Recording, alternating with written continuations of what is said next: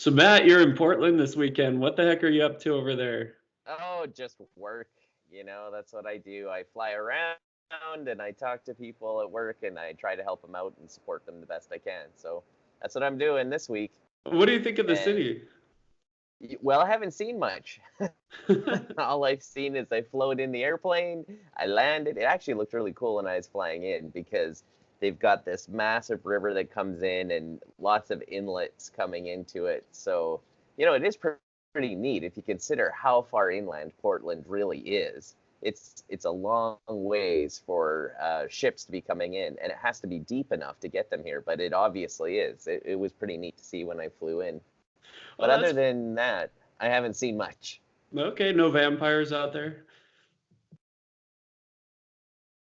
Sounds like No no. bears, but they'd be sparkling. Hey, so how was your weekend? Did you guys do anything pretty cool? Well, it was our long weekend, so it was Victoria Day, and I know you guys have Memorial Day coming up next Monday. We were gonna go camping, but it ended out just being a weekend of just getting things done. I cleaned out the garage, and I did Marie Kondo, cleaned up clothes, threw out two bags of Oh, clothes. did different clothes bring you joy?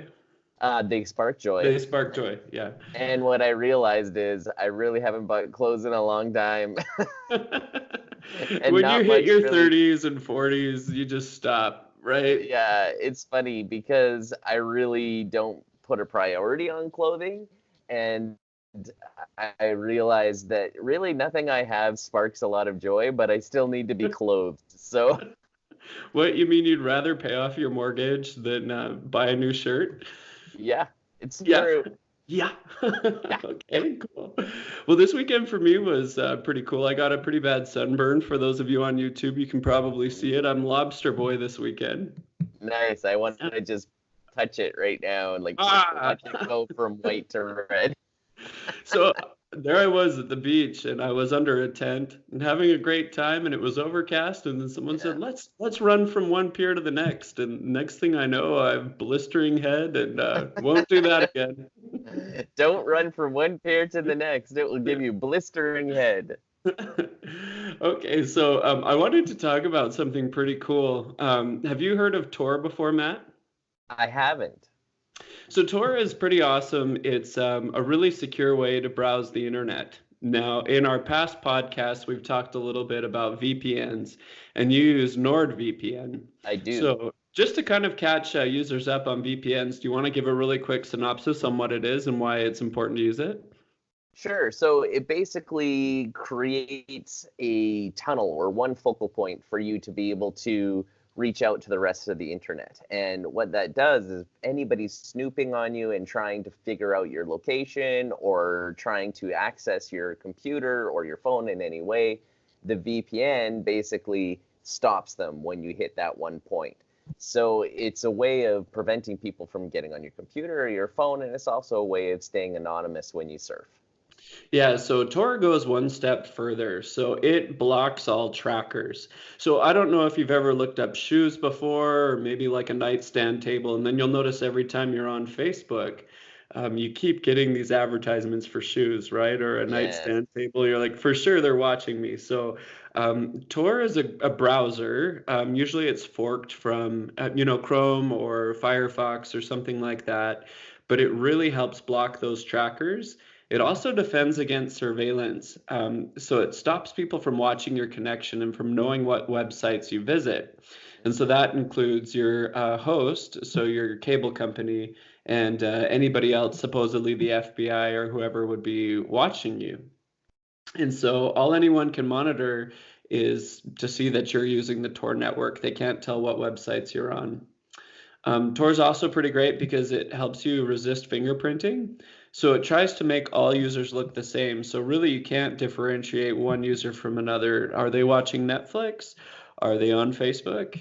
You can't tell. And there's multi-layered. And so the icon for Tor is actually an onion. And so the imagery is if you peel back an onion several times, you have layers and layers and layers. And so you're kind of mixed into this onion where people really can't tell what you're up to. So you can browse freely and you can access sites with that may even be blocked on your internet provider. So it could be really useful if you're at a school or a university that blocks websites. You can log on to this, and it will help you get to those blocked sites. Now, if you are going to use Tor, you should also use it with a VPN, like we were talking about earlier, for that extra protection. So what's the big announcement today about it? It's that you can finally get an official version of a Tor browser for the Android store. So you can go to Google Play and you can get the Tor browser. And my challenge to you, Matt, this week is to download it, try it out, and see what you think. Challenge Cool. accepted? Yeah. Yeah, I'll definitely try that. What about iOS? Is it on iOS yet? I'm glad you asked. They have a project. It's called Mike Tiga's Onion Browser. So it's not Nice. not very official. Oh, But Mike Tiga. so if you do, you could get Mike Tiga's Onion Browser. And there's one other thing that's interesting about Tor.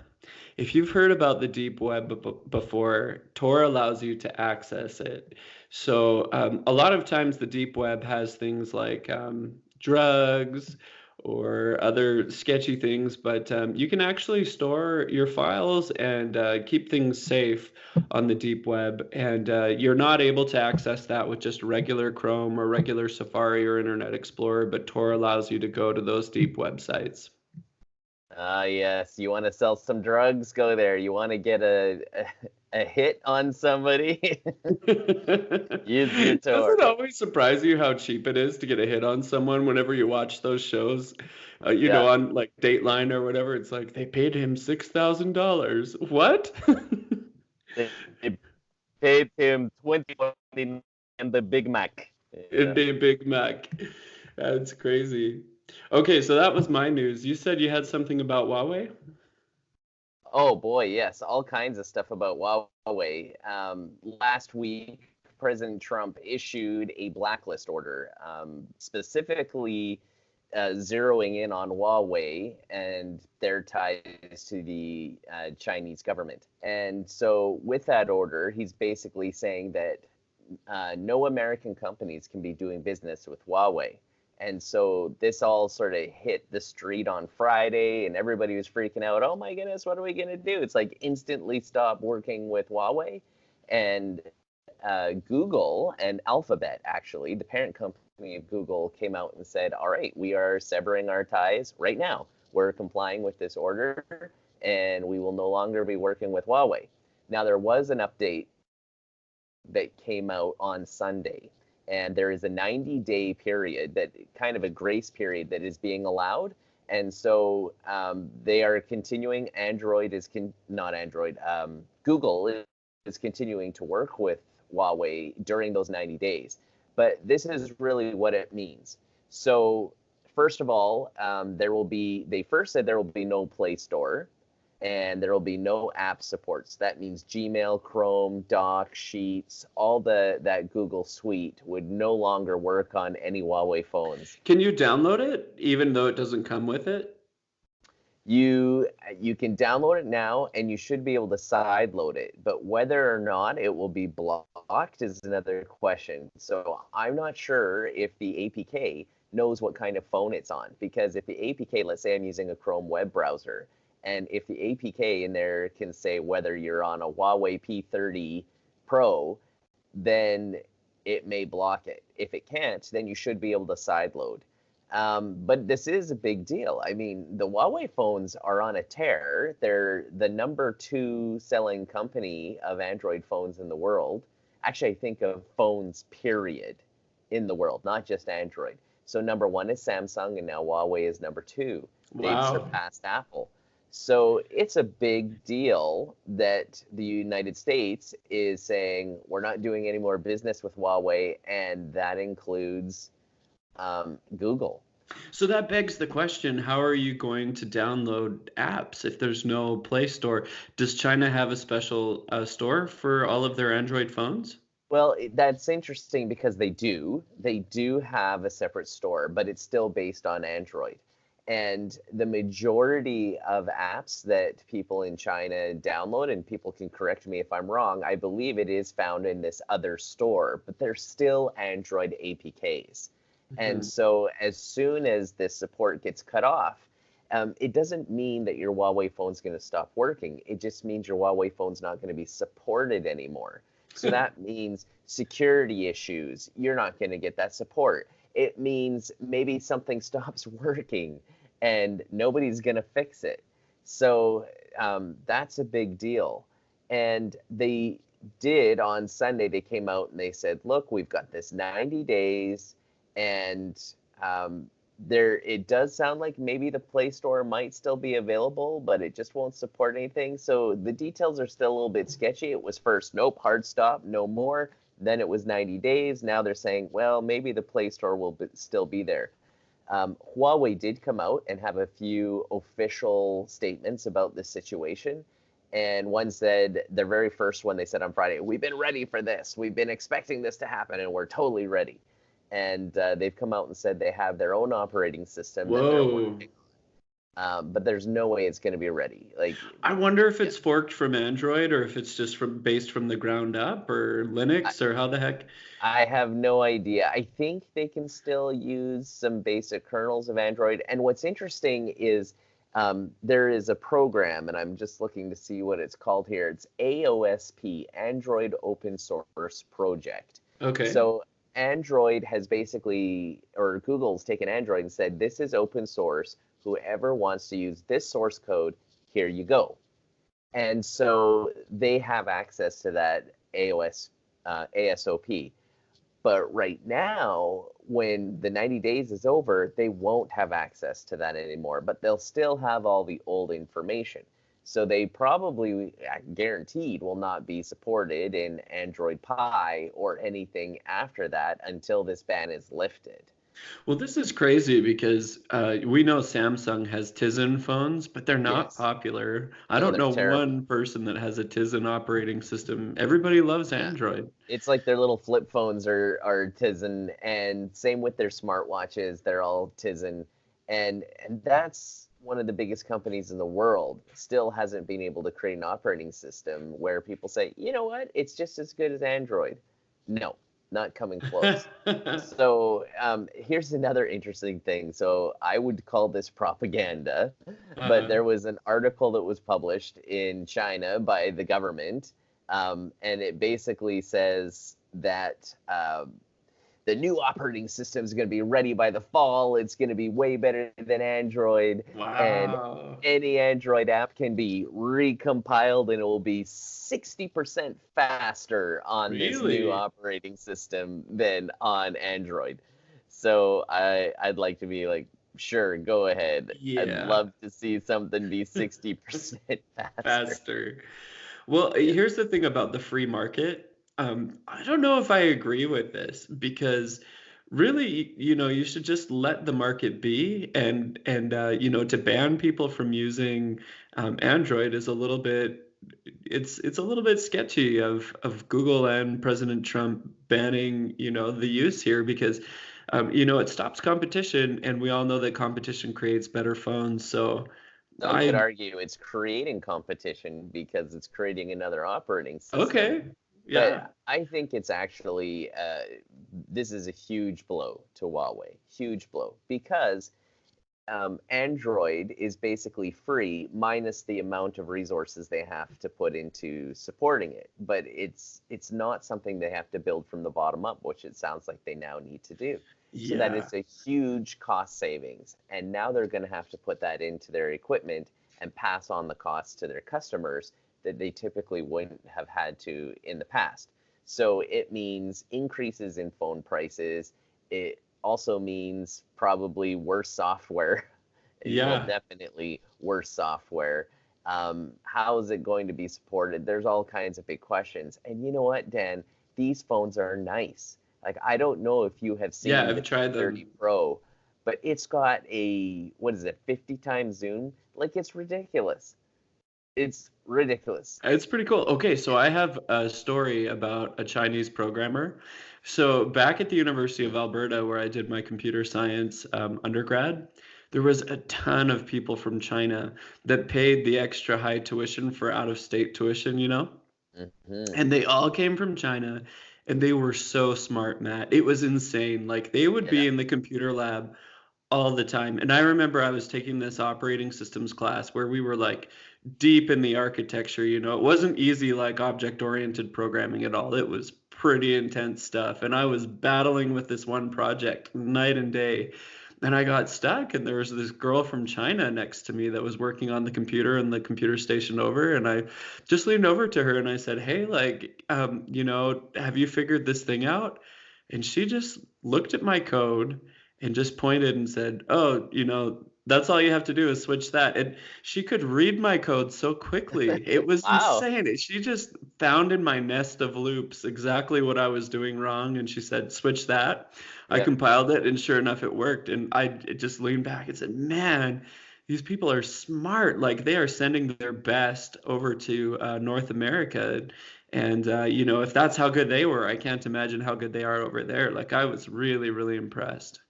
Well, that's a good question too. I mean, all these employees, Huawei is huge, especially here in Canada. And you know what, Dan? They're not huge with making cell phones in Canada. They're huge with telecommunications Telecommunications, 5G, yeah. hardware, huge, and they're all over Canada. But apparently, they're also in the United States, not nearly as embedded as in Canada. But Wyoming and Oregon both have invested a lot in Huawei infrastructure. And so this ban, they have 90 days to swap out all that hardware. That's ridiculous. Yeah. 90 days. Go for it. Change an entire state's worth of infrastructure in 90 days. Good luck. Like, It's it's going to cause it's pretty chaos. crazy. And Okay, then so I yeah. was just going to say the last question is, what about Americans working for Huawei? There are thousands of them. Do they suddenly have to quit their jobs? That's another question that's come up here. So Yeah, these trade tariffs, they've been hitting our 401ks. They've been turning people's lives upside down. It's been crazy. Okay, so you said that Sony has a new PS5 leak. What's going on there? you know, it's funny because Sony seems to be the leaky ship of 2019. Yeah, I feel like every podcast we're talking a little bit more about the PS5, right? Yeah, I think they're doing it on purpose, right? So last fall it was all about the Pixel 3, right? Oh, the Pixel 3 is leaking all over the place, and that was our leaky ship. And now here we are, and it's the PS5. So the first leak that we got was all about how fast it was going to be, and look how fast it's going to load. It's going to load 10 times faster than the PS4 Pro, and that was the leak. And then we also had another leak that talked about the GPU is going to have ray tracing. And, you know, Really? everybody Oh, fell. that's right. That's insane. Yeah, actually, that might have been the first leak. But, anyways, it's been slowly all these leaks are happening. And sometimes the leaks come in the form of an interview. So it was like the producer of the PS5, he was being interviewed by Wired, and he just started dropping bombs like, oh yeah, it's gonna have ray tracing and it's gonna load 10 times faster, right? So there's those type of leaks, and then there's leaks that come through people who are working at the company or people who know people who know people. So those are a little bit less likely. But apparently, this last leak, which gives us more information and confirms a lot that we already know, seems pretty legit. So the big news now is it's going to be backwards compatible, and we all think that's important anyways, right? If Well, you've I mean, it's invested, got such a big library yeah, for the PS4, right? and that's a huge source of its income, right? All these PlayStation specific titles that are coming out, and they make a lot of money, especially selling it through their Sony store. Big bucks. In fact, part of this leak is a bit of their strategy. So people are jumping to conclusions, and I think they're right. It looks like Sony will take a hit on every PS5 as far as money goes that they Right. sell. So they will be selling it for cheaper than it costs to make it. Now, this is pretty typical in a product cycle, especially when you're in the technology product cycles. You take a hit at the beginning, but then as components drop in price, you start making money. And then at the end of the product cycle, you've actually made quite a bit of money. So it's a pretty good thing to do is to give you bang for buck. So a good example of that bang for buck is a GPU with ray tracing. If you It's want a insane. I GPU mean, with it's ray hundreds tracing, of dollars. Yeah. we're talking almost thousands, right? Like I think the cheapest GPU with ray tracing is about $750 US right Sure. now. And Sure. so if you're going to sell a PS5, I mean, what's the PS4 Pro going for right now? Like $399? Yeah. So you're not going to step it up to $750 or more just to No. cover the GPU. And then on top of that, you're going to have everything else that comes with the PlayStation. So other leaks we've had in the past is like the next gen of VR, and it was supposed to be wireless and you'd be able to walk around. So that's another leak if that comes out to be true. So, other things that we've heard is it's going to have 3D audio. So I'm not sure Cool. what that is, like fully immersive sound, hear it all around you. I mean, this is surround sound. So I don't know why that's such a big deal. And then another one of the leaks that we got is that there will be no hard drives on this as far as Yes. Thank connecting, goodness. all SSD. Now, anybody who's into heavy gaming on their computers, you really don't want to be running the games off of a hard drive. You want them running off an SSD. You can use the hard drive to sort of keep all your storage, but you really want it running off the SSD, and it's super fast. And that could be pointing to how they can load these games 10 10 times times faster, faster. right? Yeah, exactly. Another thing that came out is they're going to focus on streaming. Now, Dan, I don't know if you saw any articles last week on it, but Sony had a big deal with Microsoft last week, and it was all about using their servers for streaming. Did you hear about that? Mm-mm. Update So me. it, right now, Sony already has, I believe, with their Vita and a few of their other programs, Vita may not be supported anymore, but they've been working on streaming for years. But they just haven't been able to have very high enough quality to get people to jump to it. So that's why on a handheld device, the streaming works, because you don't have to send the same specs that you Right. would on a high definition gaming system. And so with their deal with Microsoft, Google, and Amazon are the three companies in this world that have the horsepower that could pull off streaming. And the other thing with streaming games is each one of your centers with all these servers, they have to be close to you because latency is the biggest issue, the biggest problem that you have to slay here. And so the closer you are to that node, the less latency you're going to have. And the only three companies that have that kind of horsepower is Amazon, Microsoft, and Google. And so this deal with Sony to hook up with Microsoft and use their servers is a big one. And so Microsoft is going to make big, big, big bucks off of Sony on this, even though they compete with the Xbox, right? Yeah. But on the other hand, Sony's going to make big bucks because this PS5 doesn't necessarily need to have the best specifications, even though all these leaks say it's going to be amazing. But I think the future they realize is going to be streaming. So they send out this amazing box that in next year, say 2019 or 2020, is going to be amazing. But by the time it hits the end of its product life cycle, I think they're going to be focused entirely on streaming. I So hope you so. won't want to upgrade. You'll just keep using their system, and then you're going to be paying monthly for it, right? Well, it's So interesting how much the cloud is making Microsoft. I mean, it just seemed like this dying company for the longest time. Ever since the iPod came out, I just felt like there goes Microsoft. Nobody cares about it anymore. yeah, And, the stock took a dive for a little bit, and then all of a sudden it started coming back. And it actually caught up to Apple. And I was thinking, why? What's yeah. going on? And it's because they have these cloud servers and they actually lease them out to companies, to Netflix, to all these different places to stream. And like you were saying, they've got nodes everywhere. And that's what's making Microsoft so much money right now.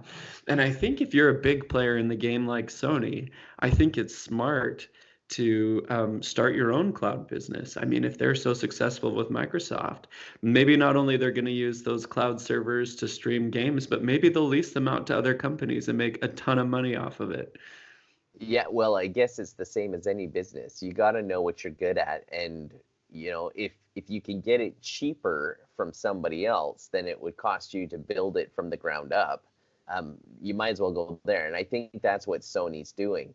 I'm not saying they're not going to get into it on their own, but it's definitely a very interesting partnership that they've made with Microsoft. And it also looks like we might finally get that gaming where PlayStation people, gamers, and Xbox gamers will be able to play together. That'd be Wouldn't that cool. be a wonderful world, Dan? Yes. Hands across America. Okay, Ah. have you heard of TikTok before? No, who's TikTok? So TikTok is a huge app that is enormous. It's out of China, and people love it. And basically, it's a streaming thing, right? So it's kind of like Snapchat, but instead of just to your friends, you stream to the public and everyone can kind of see you. So people use it for all different kinds of things, and it is huge. The company that makes TikTok is called ByteDance, and ByteDance sounds American, but it is very much Chinese, and they are estimated to be worth $75 billion. Now, Wow. TikTok actually trumped Facebook and Spotify and all the other apps just a few months ago on the app stores, the #1 downloaded app in America.